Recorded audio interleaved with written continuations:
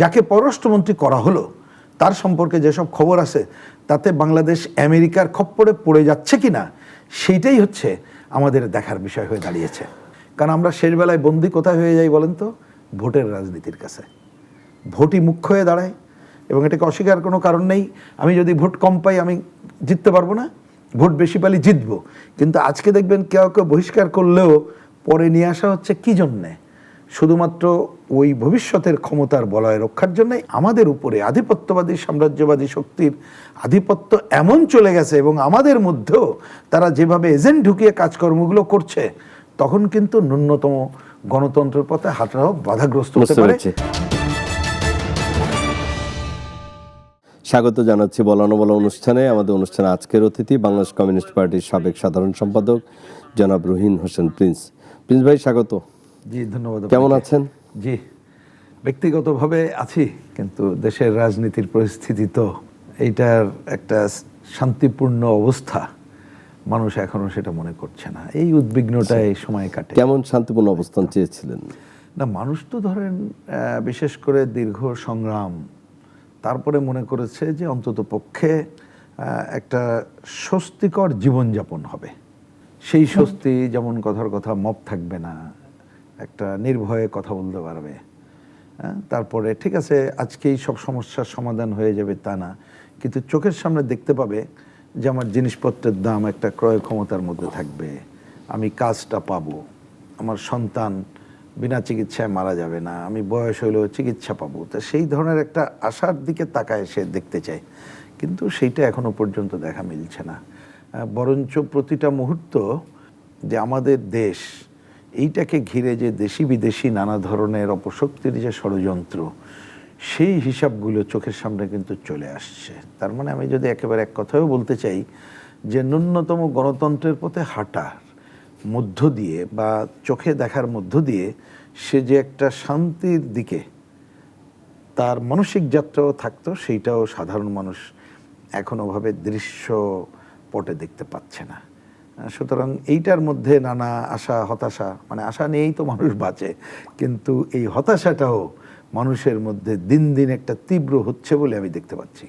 এখন জুলাই মাস চলছে। আজ থেকে 2 বছর আগে জুলাই বিশাল বড় একটা গণ আন্দোলন গড়ে উঠেছিল তৎকালীন শেখ হাসিনা সরকারের বিরুদ্ধে এবং সরকারের পতন হয়। মানে আমাদের 2 বছরের প্রত্যাশা বা প্রাপ্তি এবং যা ঘটলো সবকিছু আপনার কাছে কিরকম মনে হলো? না দেখেন, এটা তো একটা বড় দাগের আলোচনা। আমি ছোট দাগে বললেও আপনি যেহেতু দীর্ঘ সময়ের কথা বললেন, বিশেষ করে যারা এখনো বেঁচে আছেন বা এটা করছেন তার একটা বিরাট অংশই তো পাকিস্তান আমলের পর থেকেই, ব্রিটিশ আমলে জন্ম হওয়া কিছু মানুষ এখনো আছেন। তাহলে তারা কিন্তু বরাবর দীর্ঘ সংগ্রামটাই দেখছে।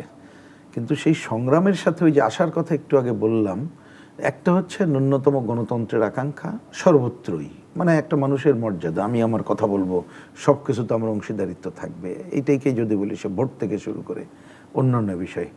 আর একটা আকাঙ্ক্ষা কিন্তু সেই বরাবর আছে, সেই ব্রিটিশ বিরোধী সংগ্রাম থেকে শুরু করে প্রতিটি সংগ্রামে দেখবেন বৈষম্য মুক্তির আকাঙ্ক্ষা। কারণ একটা সমাজে যখন বৈষম্য থাকলে তাহলে কিন্তু অন্য জায়গাগুলো আপনি সম আশা করবেন, এটা কিন্তু হয় না, সে ভোট বলেন যাই বলেন।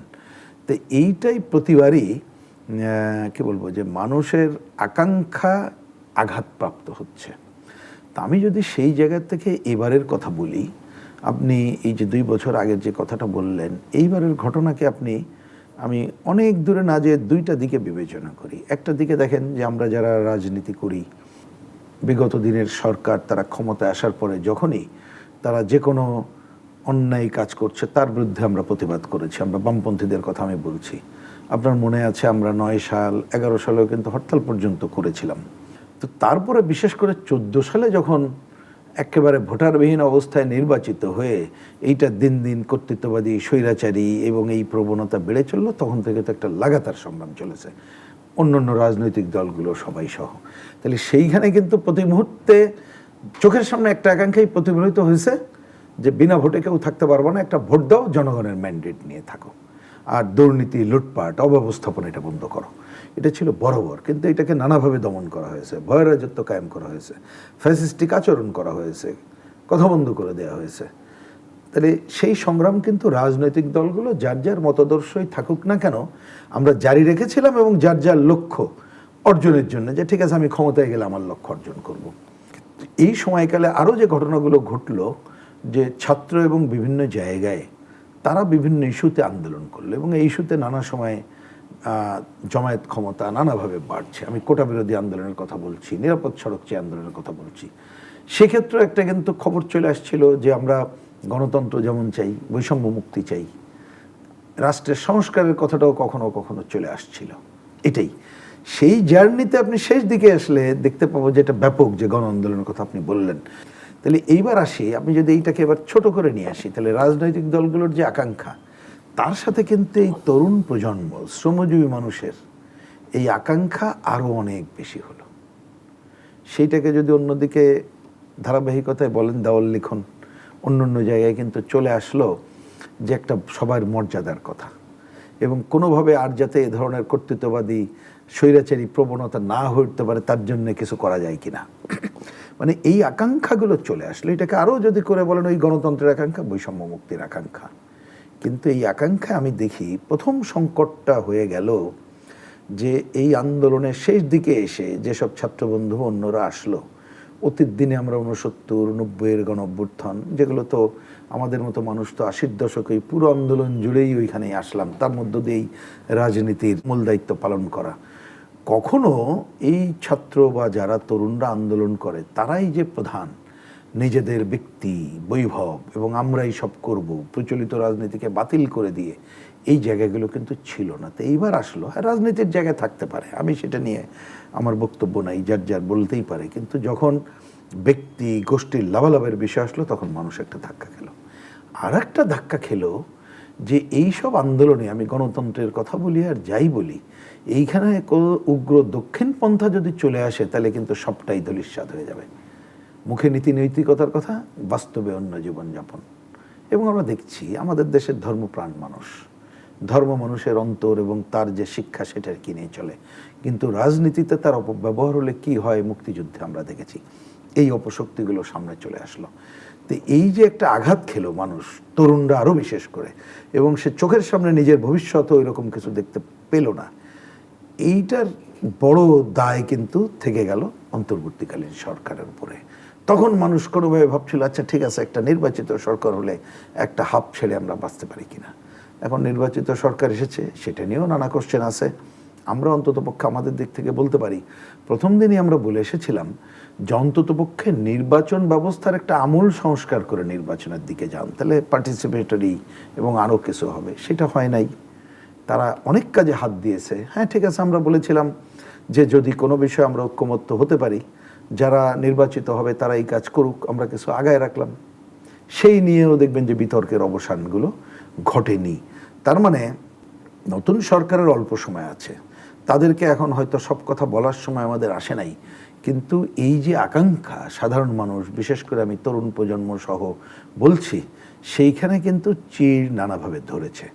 আরেকটা জিনিস, এই আলোচনাকে উপেক্ষা করার কোনো কারণ নাই, কারণ এই আন্দোলনকারী শক্তি, আমরা তো জানি বিভিন্ন রাজনৈতিক দল যারা আন্দোলন করি, সংগ্রাম করি, এগুলো অতীত ঐতিহ্য, এগুলো কিন্তু কম বেশি সবাই আমরা জানি, কেউ পছন্দ করতে পারে না পারে।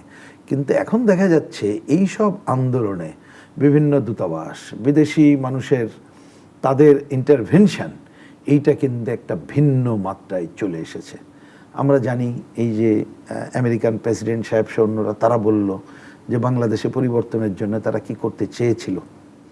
শুধু তাই না, এই যে যখন আমি আপনার সামনে কথা বলছি, আমরা দেখলাম যে আমেরিকান এই রাষ্ট্রদূত, তিনি তো আসার আগে কি করবেন বলে এসেছেন, কিন্তু তারপরে বিশেষ প্রতিনিধি বাংলাদেশে আসছে এবং পত্রিকার মাধ্যমে জানলাম তিনি বাংলাদেশ সরকার কি চায়, অন্যরা কি চায়, তার রাজনৈতিক দৃষ্টিভঙ্গি কি, সেটা বুঝতে আসছে। এটা না বোঝার তো কারণ নাই।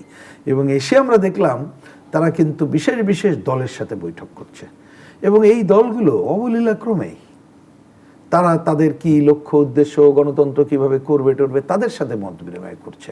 আমি এই কথাটাকে এই কারণে বললাম, কারণ আমরা সব কিছুতে যখন বলি ক্ষমতার উৎস জনগণ, জনগণই সব কিছুর মালিক, জনগণকে নিয়ে করব, তাহলে তো আমার দেশের জনগণ, আমার দেশের পজিশন ভাববো।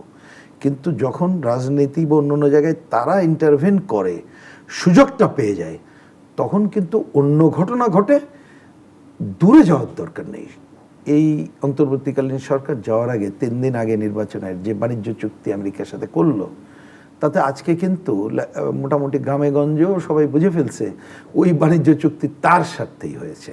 সুতরাং সে যার স্বার্থে করেছে তার স্বার্থের সরকারই চাইবে।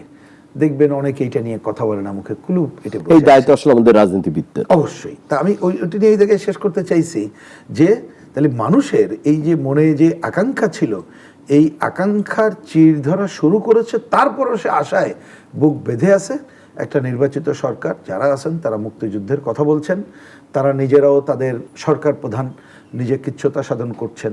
তিনি অন্তত পক্ষে একটা চেষ্টা করছেন দৃশ্যত যে আচ্ছা সবাই মিলে কিছুটা, ওনার ভাষা আমি দেখলাম, কমফোর্ট মানুষকে দেওয়া যায় কিনা। সেটা হয়তো তার সাথে আমাদের অর্থনৈতিক নীতিমালার ডিফারেন্স, সেটা অন্য আলোচনা, সেটা হয়তো সুযোগ থাকলে পরে করলাম। কিন্তু ওই কমফোর্ট দেওয়ার জায়গাটাই তিনি পারবেন কিনা, এবং আমাদের দেশের মানুষের যোগ্য গড়ে উঠেছিল যে সবাই কমফোর্ট থাকতে চাই, স্বস্তিতে থাকতে চাই, সেই জায়গাটা যদি দিতে না পারি তাহলে কিন্তু অপশক্তি এবং নানা ধরনের শক্তি যারা দীর্ঘদিন ধরে বিরাজনীতিকরণের ধারা এদেশে প্রতিষ্ঠা করতে চায় এবং বিদেশি আধিপত্যবাদী শক্তিকেই আমাদের দেশের একটা প্রধান নিয়ামক শক্তি হিসাবে করতে চায়, তারাই সুযোগ পাবে। এবং আপনার ওই কথাকে আমি কোনো দ্বিমত করছি না। যাই হোক না কেন এই দায় রাজনীতির এবং আমাদেরকেই বহন করতে হবে, এ নিয়ে আমার কোনো দ্বিমত। আপনি যদি এভাবে দেখেন যে আমাদের সরকার এবং বর্তমান জাতীয় সংসদের বিরোধী দল, আমরা সংসদে দেখি চমৎকার কথাবার্তা, বাইরে বেশ ঝাঁঝালো জোরালো কথা হয়, হয়তো রাজনীতির মঞ্চটাই এরকম, ঝাঁঝালো কথা না বললে রাজনীতি কর্মীদের উৎসাহিত করা যায় না। আমি সর্বশেষ এই সংসদ অধিবেশন শেষ হওয়ার পরে দেখলাম জামায়াতে ইসলামের নেতৃত্বাধীন যে জোট, যারা নির্বাচনী জোট করেছিল, তারা কয়েকটা প্রতিবাদ সমাবেশ করছিল, বিশেষ করে এই জুলাই এবং আলোচনা সভা এবং এই গণভোট আদেশ বাস্তবায়ন হচ্ছে না, জুলাই সনদ বাস্তবায়ন হচ্ছে না, ৭২-এর সংবিধান পুনর্লিখন করার কথা সেটা হচ্ছে না। সর্বশেষ আমিরে জামাত বললেন যে যদি জুলাই সনদ বাস্তবায়ন, এই আদেশ যদি গণভোট বাস্তবায়ন ব্যর্থ করে দেয় তাহলে তার সরকারকে ব্যর্থ করে দেবে। আমার প্রশ্ন হচ্ছে যে এতগুলো প্রাণের বলিদান হলো, এত মানে এটা তো জুলাই তো আসলে শুধু আন্দোলন বলবো, একটা আমি বলবো একটা ঝড়, একটা মনুষ্য সৃষ্টি ঝড়, যে মানুষ মানে এতে অনেক আমাদের বিসর্জন দিতে হয়েছে, প্রাণের বিসর্জন, আমাদের সম্পদের বিসর্জন। এখনো তো আসলে সেই কোনো ঐক্যমত আমরা দেখছি না। মানে তাহলে এটা কি থাকবে এখন? এটা নিয়ে কি আমরা আবার, এর আগে একটা বিতর্ক এখনো রয়ে গেছে, যারা আন্দোলন করেছে তাদের মধ্যে একটা অংশ মনে করে এটা আমরা স্বাধীনতা পেয়েছি, কিন্তু আরেকটা যারা সরকারি দল তারা মনে করে না, স্বাধীনতা না, স্বাধীনতা মানে হচ্ছে স্বাধীন সার্বভৌমত্ব, একটা মানচিত্র, একটা পতাকা, এবং সেই স্বাধীনতা আমরা ৭১-এ লাভ করেছি। তারা ৭১ নিয়ে যখন কথা বলে তখন আন্দোলনের আরেকটি অংশ ২৪-কে সাথে নিয়ে আসে। এই যে সব কিছু, এই বিতর্ক চলবে নাকি সাধারণ মানুষকে আসলে আপনার মনে হয় যে তাদের এগুলো এখন চিন্তা, নাকি তারা দুবেলা দুমুঠো খেতে পারবে, স্বাস্থ্য পাবে, চিকিৎসা পাবে, শিক্ষা পাবে, সামাজিক নিরাপত্তা বেষ্টনীর মধ্যে থাকবে, ন্যায় নীতি থাকবে, মানবিক মর্যাদাবোধ রাষ্ট্র থাকবে?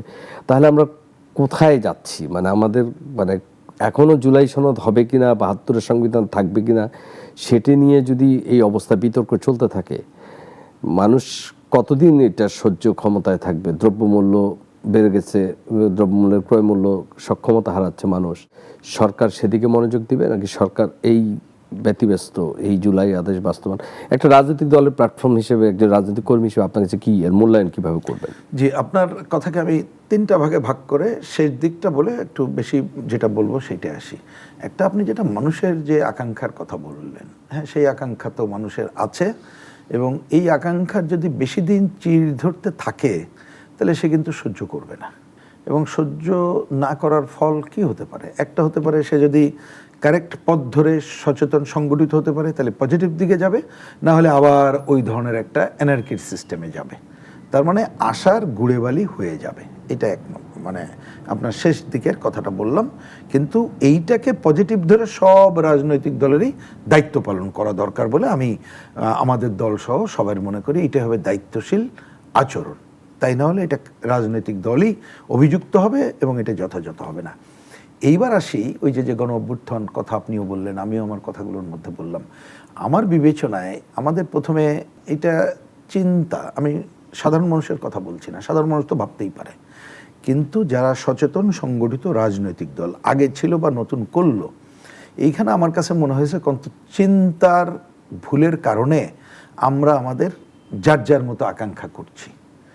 প্রথমত যার যার আকাঙ্ক্ষা করতেই পারে। আমি উদাহরণ দিই, ধরুন এইবারের গণ আন্দোলনে যদি আমরা বামপন্থীর আপার হ্যান্ডে থাকতাম, তাহলে তো আমরা যা চাই সেটাকে করে টুয়ার্ড সোশ্যালিজমের দিকে আমাদের কর্মকাণ্ডগুলো করতে চাইতাম, এবং সেটাই যদি সবাইকে নিয়ে ঐক্যবদ্ধ করতে পারতাম করতাম, না হলে আমরা করতাম কোনটা, অন্ততপক্ষে যে বিষয়গুলো একমত হয়েছে সেটা সবাই মিলে করব, তারপরে জনসমর্থনে আমি আমার দিকে যাব। তাহলে ন্যূনতম তো ওইটাই আমি মনে করি দায়িত্ববোধ। এখন এই দায়িত্ববোধটা আমার বিবেচনায় সব রাজনৈতিক দল করছে না। আপনি হিসাব করে দেখুন, জাস্ট উদাহরণ দিই আপনাকে। অনেকগুলো দল হয়েছে তো জানি আমরা, তার মধ্যে যে দলটি হয়তো এখন সামনে আছে, পার্লামেন্টও আছে, তারা কিন্তু এই কয়দিন আগে বরিশালের একটা প্রোগ্রামে ঝেড়ে কাশলো। ঠিকই, আমি তাদেরকে দৌড় দিচ্ছি না, ওইটাই যথার্থ। তারা বলল আমরা নতুন সংবিধান চাই। এরপর একটা আলোচনার সভায় তাদেরই একজন আমার সামনে বলল যে হ্যাঁ, আমাদের তো দুইটাই কথাই আগে বলেছি, আমরা নতুন সংবিধানের কথা বলছি, আমরা সেকেন্ড রিপাবলিকের কথা বলছি, ওইটা নিয়ে আমরা লড়বো। আমি দ্বিমত করছি না, কারণ ওটা তাদের পজিশন। দ্বিমত করছেন মানে তাদের বক্তব্য, তাদের বক্তব্য। কিন্তু আপনি বলেন, আপনি যখন সরকারে যেতে পারলেন না বা যাচ্ছে না, জনগণের ম্যান্ডেট পেলেন না, তাহলে আপনি অন্য কথা বলে যদি সরকারের কাছ থেকে এটা আদায় করতে চান তাহলে তো পারবেন না। সংসদে বিরোধী দল এখন আছে যারা আমাদের দেশের স্বাধীনতার সময় তাদের ভূমিকা আমরা জানি, যুদ্ধ অপরাধের দায়ে অভিযুক্ত, আমাদের স্বাধীনতার পক্ষেও তারা না। তারা দেখবেন যে কথাগুলো বলে ওই সংসদে তারা কিন্তু সেইটা চায় না, তাদের চায় আলাদা। তাহলে আমি এই কথা দুটো তুললাম এই কারণে যে পার্লামেন্টে যে জামাত এবং এনসিপির যে কথাগুলো বলছেন, তারা যেটা চায় না ওইখানে বসে কিন্তু সেই কথাগুলো বলে। তাহলে অন্তরে যেটা, সেইটা করতে গেলে তাকে সরকারকে ওই যে কি হয়তো মুখে বলছে না, কিন্তু কোনোভাবে ঘুম হারাম করে দেবো এরকম করে নিজে কিছু করতে পারে কিনা ওইটা করতে হবে। তার একটা পার্ট, আমি প্রথম পার্টে যেটা বললাম, দেখবেন এনসিপি নামক নতুন দল, ওই আমেরিকান প্রতিনিধি এসে তাদের অফিসে যে কথা বলছে, তাদেরকে গণতন্ত্রের সবক দিচ্ছে, তারাও বলছে যে আমরা কিভাবে গণতন্ত্রের দিকে যেতে পারি, আমরা সংবিধানে কি করব, সংস্কার কি করব, তার সাথে মত বিনিময় করেছি। কিন্তু আপনি দেখেন এই পার্লামেন্টে আপনি কি বলতে পারবেন এই যে বাণিজ্য চুক্তি হলো, এটা নিয়ে কোনো আলোচনা হয়েছে? আপনি বলেন তো, দীর্ঘদিন ধরে যে আপনি কথাটা তুললেন এবং কারেক্টলি বলছেন, জিনিসপত্রের দাম, সিন্ডিকেট এই সংকট তৈরি করে। আমরা কি সেই সিন্ডিকেটের বিরুদ্ধে আলোচনা আপনি দেখলেন? কর্মসংস্থান, এই যে আন্দোলন হলো, মেধার ভিত্তিক জায়গা, এইখানে কি করতে হবে, এই 5 মাসে কি কোনো আলোচনা আপনি দেখলেন? যে বাজেট হলো, সেই বাজেটে বিরোধী দল তার দর্শন পরিবর্তন করে ঠিক টুয়ার্ডস একটু এই দর্শনের কথা কি কোথাও আলোচনা হলো? আলোচনা কিন্তু নাই। তাহলে এদের নাই, আমি কোনো দোষ দিচ্ছি না, মানে আমি এদের কাছ থেকে প্রত্যাশা করি না। তা সুতরাং এরা কিন্তু মূল লক্ষ্য হচ্ছে যার যার জায়গায় থেকে কাজ করবে, তা সেইটা করুক। কিন্তু আমি মনে করি যে অন্ততপক্ষে সরকারের একটা বড় দায়িত্ব আছে। এই কারণে, কারণ এইবারের এই আন্দোলন যারা ক্ষমতায় আছে তারা তো সহ অনেক দিন ধরে আমরা করছি, এবং মনে রাখতে হবে আপনি এই 24-এর আগের বছরের সম্ভবত কবে 28 অক্টোবর, যদি দিনটা ভুল না করি, মনে আছে না, বিএনপি বড় সমাবেশ করতে পারলো না, একজন হত্যাকাণ্ড ঘটলো, আর কিন্তু জামাত ইসলাম খুব আরামসে সভা করে চলে গেল। এই তো আমরা তো অল্প সভা আমার গ্রামে গঞ্জে করতে গেলে আঘাতপ্রাপ্ত আমরা হয়েছি। এই সমস্ত আমাদের কর্মীদের অ্যারেস্ট সহ সব হয়েছে। 2011 সালে হরতাল করার সময় আমাকে তো র্যাব অ্যারেস্ট করেছিল, ওই সময় পর্যন্ত আর কি, 2011 সালে। কিন্তু আপনারা জুলাই যোদ্ধা না। হ্যাঁ, না সেটা আমি জুলাই যোদ্ধা বলতে চাই না, আমি জুলাই এই শব্দটাও যথাযথ বলে মনে করি না। একটা সমস্যা হচ্ছে জুলাইয়ের চেতনা, যে সালাউদ্দিন সাহেব বলছে যে এত বেশি চেতনা, না ওটা কারেক্টলি আমি মনে করি না, এটা আকাঙ্ক্ষা বলা উচিত। আকাঙ্ক্ষা, জুলাইয়ের যে আকাঙ্ক্ষা। এবং আপনি যোদ্ধা, আপনি কি 69-এর গণ অভ্যুত্থানের যোদ্ধা কেউ বলে, 90-এর গণ অভ্যুত্থানের যোদ্ধা বলে, কিন্তু আমি বলছি শব্দ তর্কের দিয়ে আমার সময় নষ্ট করার দরকার নেই। যে কথা আপনিও বলেছেন, আমরাও বলছি, আসলে মানুষের স্বার্থে কতটুকু করতে পারলাম। আমি এই কথা আরেকটা কথা একটু বলি, অনেক জায়গায় বলেছি, এই কথা এখন মনে পড়ে গেল। দেখেন, এই অন্তর্বর্তীকালীন সরকার যখন শপথ নিল, আমরা তো এখানে আমন্ত্রিত হয়ে ছিলাম। তা আমি যখন ফিরে আসলাম, এসে আমার বাসায় ঢোকার আগে দেখি শ্রমজীবী মানুষ, তখন তো আপনার মনে আছে রাস্তায় মানুষের জটলা কি হচ্ছে, অনেক আলোচনা। তা আমরা দেখে উঠে দাঁড়ালো, সালাম দিল, আপনারা দেখলাম টেলিভিশনে আপনি আসলেন, আমি হ্যাঁ গেছিলাম, তা বলেন কি করা উচিত। আমি আমার মতো করে শ্রমজীবী মানুষ, আমি খুব আমাকে আশ্চর্য করে দিয়ে শ্রমজীবী মানুষ কি বললো জানেন, ওই তো ভালো হয়েছে, সবাই মিলে জিলে থাকেন, শব্দটা খেয়াল করেন। শ্রমজীবী মানুষ আমাকে বলতে সবাই মিলেঝিলে থাকেন, কারণ তারা এই গন্ডগোল ফ্যাসাদ চায় না, কারণ সবাই মিলেঝিলে থাকার মধ্যে দিয়ে সে শান্তি চায়, যে কথা আপনিও বলেছেন আমি বলেছিলাম। তাহলে এই জায়গাটা, তা আমার কথাটা পরিষ্কার যে যেহেতু গণ অভ্যুত্থানের যারা আমরা ছিলাম সবাই মিলে দীর্ঘদিন চাইছি, বা সাধারণ মানুষের জন্য যতটুকু ঐক্যমত্য হতে পারে আমি সেইটুকুই এখন সরকারের কাছে দাবি করব। আর বাকি যেটা আমার আকাঙ্ক্ষা, আমি জনগণের কাছে যাব, আমি কখনো ম্যান্ডেট পাইলে সেই কাজ করব। কিন্তু এখন যদি আমি মনে করি যে আমি আমার ওই আকাঙ্ক্ষা বিএনপিকে দিয়ে বাস্তবায়ন করে যাব, তো এটা তো ভুল রাজনৈতিক অঙ্ক। আমি দু একটা ঘটনায় আমি জমায়েত গড়ে তুলে তাকে দিয়ে আরও কত বেশি আদায় করতে পারি সেই চেষ্টা করব। যেমন ধরুন, আমি উদাহরণ ছোট্ট দুইটা দিই, যে এই সরকার 2,500 টাকা ওই যে গরিব মানুষ নারীদের দেওয়ার কথা বলছে, কৃষি ঋণ মৌকুব করছে, আমরা বলেছি যে 2,500 টাকা দিচ্ছে ধন্যবাদ, আরও গরিবদেরকে দাও, আরও ধন্যবাদ জানাবো। কিন্তু এই গরিব মানুষের জন্য যদি 9টা পণ্য ন্যায্য মূল্যে বা রেশনিং মূল্যে না দেওয়া যায়, তাহলে জিনিসপত্রের দাম বেড়ে গেলে কিন্তু এই 2,500 টাকার মূল্য কমে যাবে, মানুষ ক্ষুব্ধ হবে। ওর সাথে এটা করো। আমরা বলেছি কৃষি মৌকুব, এটা অনেক ভালো খবর, কিন্তু যাদের আজকে মৌকুব করলাম ভবিষ্যতে তিনি যাতে আবার খেলাফি না হয়, তার জন্যে সার, বীজ, কীটনাশক, পানি যাতে ন্যায্য মূল্যে পায়, প্রকৃত কৃষক যাতে পায়, আর আগেরটা 2,500 টাকা যাতে প্রকৃত মানুষের হাতে পৌঁছায়, তাহলে সেইটা করতে হবে। প্রকৃত সে পাবে, আর তার উৎপাদিত জিনিসের দাম সে পর্যাপ্ত পাবে। দরকার হলে সাবসিডি দিয়ে সরকার কিনে নিয়ে করতে হবে। তাহলে এইটা না করলে হবে কি, আমি তাহলে উনি ওইটুক করতেছে, বাকিটা আমি আন্দোলন করে আবার আদায় করতে চাই ইন পজিটিভ জায়গা থেকে। কিন্তু আমি যদি মনে করি যে না, কালকেই আমি এদেরকে ধ্বংস করে দিয়ে করব, তাহলে ক্ষতিটা কোনটা জানেন? এই কথাটা বলি যে ওই যে 1/11 যেটা ঘটেছিল, ওই সময় থেকে দেশি বিদেশি চক্র তারা কিন্তু আমাদেরকে একটা বিরাজনীতিকরণের ধারায় ফেলতে চায়। আর এখন 7 সালের পরে, আজ প্রায় 20 বছর পরে, এখন কিন্তু ভূ রাজনৈতিক কারণে আমাদের উপরে আধিপত্যবাদী সাম্রাজ্যবাদী শক্তির আধিপত্য এমন চলে গেছে, এবং আমাদের মধ্যেও তারা যেভাবে এজেন্ট ঢুকিয়ে কাজকর্মগুলো করছে, তখন কিন্তু ন্যূনতম গণতন্ত্রের পথে হাঁটাও বাধাগ্রস্ত হতে পারে। আমাদের সবাইকে এ ব্যাপারে সচেতন থাকতে হবে। ভাই, ছোট ছোট করে জানতে চাই, যেই কোঠা নিয়ে আন্দোলন হলো, সরকারি চাকরি, আপনার কাছে কি কোনো পরিসংখ্যান আছে যারা আন্দোলন করলো, এই যে বৈষম্য বিরোধী যে আন্দোলন, তাদের সাথে যে কোঠা, হ্যাঁ, সরকারি চাকরিতে, এটা নিয়েই তো শুরু হলো দাবানল। আপনি কি জানেন যে এদের মধ্যে কেউ সরকারি চাকরিতে গেছে আজ পর্যন্ত? আমি না, হয়তো কি বলে যে এই যে বিভিন্ন সরকারি দায়িত্বে তারা হয়তো দিয়েছে এই সময়। সরকারি চাকরির কথা বলছি আমি বলছি যে ওইটা দিয়েছে, কিন্তু চাকরির জন্য তো, সরকারি চাকরির জন্য আমার জানা মতে এখনো পর্যন্ত এরকমের নিয়োগের বিষয়টা আসে নাই। যদিও দেখলাম 5 লাখ কত খালি আছে, মাঝে দেখলাম কোথায় একটা সাধারণ পদ 4th শ্রেণী বা এরকমের, সেইখানে মাস্টার ডিগ্রি পড়াও মাত্র 500 কত পদে কয়েক লক্ষ আবেদন করেছে। সেটাই বলছি, তার মানে আমরা যাদেরকে অগ্রভাগে দেখেছিলাম তাদেরকে আমরা রাজনীতির মঞ্চে দেখছি, কাউকে আমরা সরকারি চাকরিতে দেখছি সেটা দেখছি না মোটে।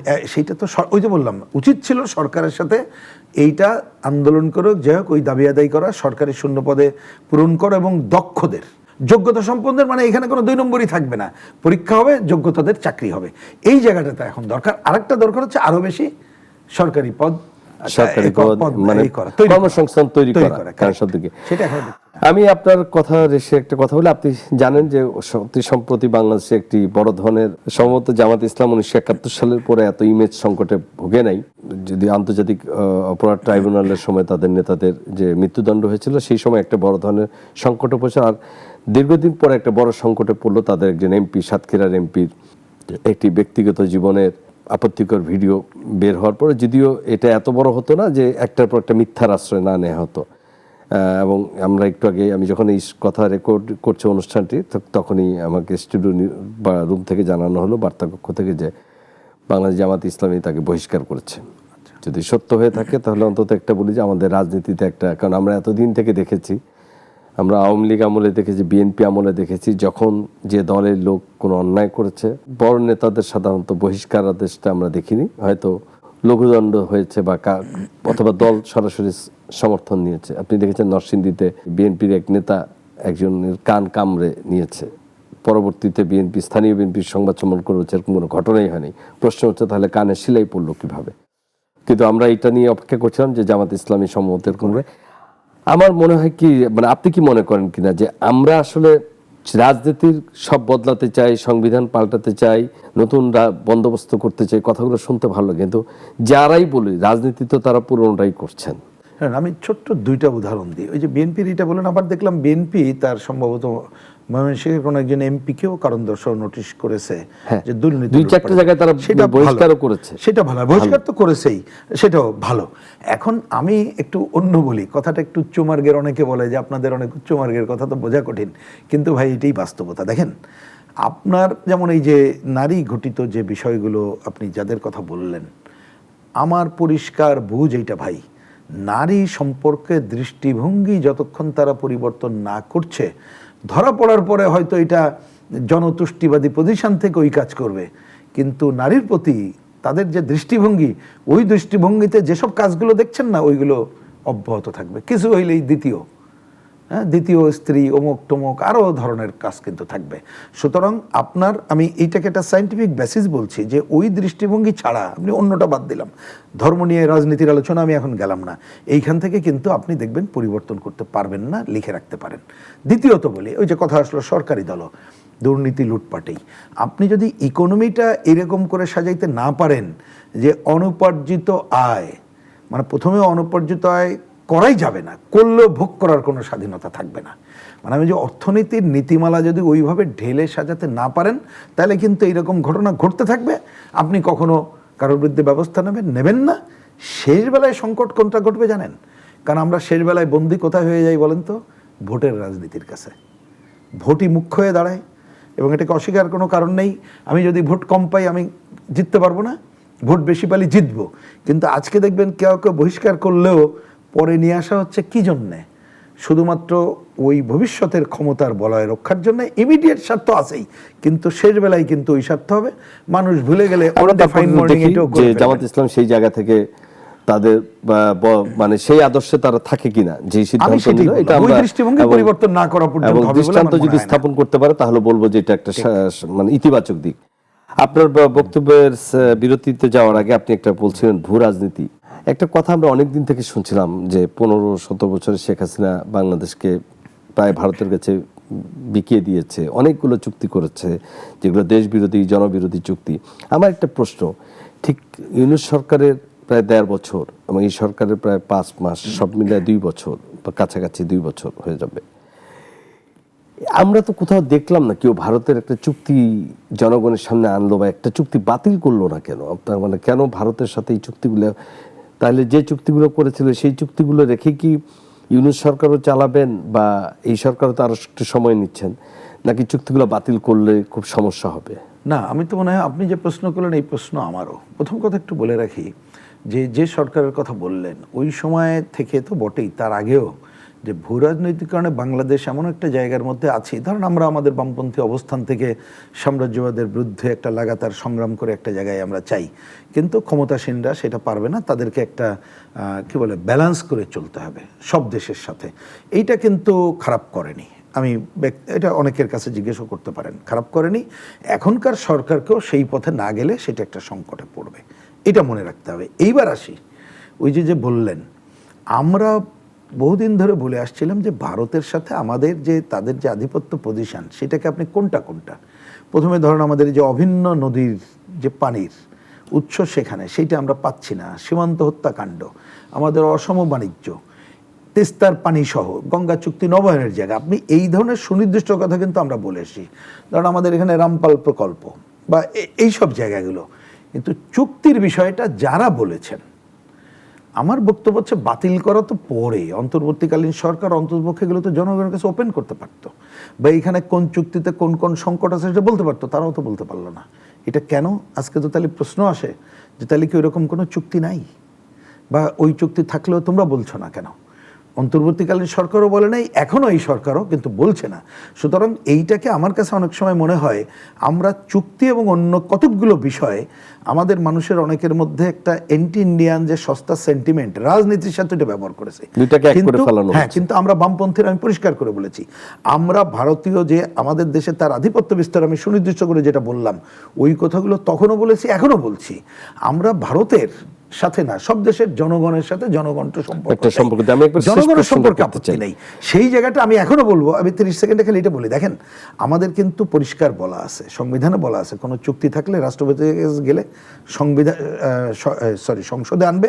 আর আমরা এই যে ঐক্যমত্যের আলোচনা এটা একমত হয়েছিলাম, কোন চুক্তি যদি কেউ করেও ফেলে পরে সংসদে এনে এটা রেকটিফাই করতে। আচ্ছা, এখন শেষ প্রশ্নটা করি, বাংলাদেশ কি এখন চীন নীতিতে চীনের মুখী হচ্ছে নাকি ভারতমুখী থাকবে নাকি আমেরিকান মুখী? না, আমার মনে হয় যে এখনো পর্যন্ত এক কথায় উত্তর দিতে গেলে আমি বলবো কোনো মুখে হচ্ছে কিনা এখনো পর্যন্ত আমরা দেখতে পাচ্ছি না। কিন্তু সর্বশেষ আমেরিকার যে ডমিনেশন দেখলাম বাণিজ্য চুক্তি নিয়ে এবং অন্যান্য বিষয়ে, এবং যাকে পররাষ্ট্রমন্ত্রী করা হলো তার সম্পর্কে যেসব খবর আছে তাতে বাংলাদেশ আমেরিকার খপ্পরে পড়ে যাচ্ছে কিনা সেইটাই হচ্ছে আমাদের দেখার বিষয় হয়ে দাঁড়িয়েছে।